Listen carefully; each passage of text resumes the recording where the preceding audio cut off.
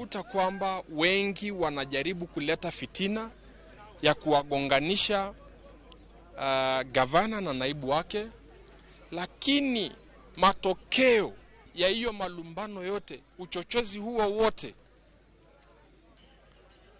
ni utendakazi kuharibiwa katika serikali za ugatuzi. Ningependa kusema tusitumie kura za kutokuwa na imani